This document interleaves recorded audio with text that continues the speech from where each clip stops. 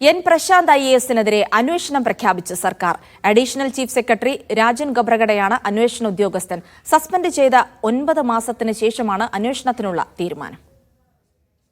മുതിർന്ന IAS ഉദ്യോഗസ്ഥരായ chief secretary A Jayathilak, Gopalakrishnan എന്നിവരെ സമൂഹമാധ്യമങ്ങളിലൂടെ വിമർശിച്ചതിനാണ് എൻ പ്രശാന്ത് IASനെ സസ്പെൻഡ് ചെയ്തത്. ഇതിനിടയിൽ 3 തവണ സസ്പെൻഷൻ നീട്ടുകയും ചെയ്തു. സസ്പെൻഷൻ മെമ്മോയ്ക്ക് എൻ പ്രശാന്ത് നൽകിയ വിശദീകരണം തള്ളിക്കൊണ്ടാണ് ഇപ്പോൾ അന്വേഷണത്തിന് സർക്കാർ ഉത്തരവിട്ടത്. കുറ്റപത്രത്തിലെ ആരോപണങ്ങളെല്ലാം എൻ പ്രശാന്ത് നിഷേധിച്ചു.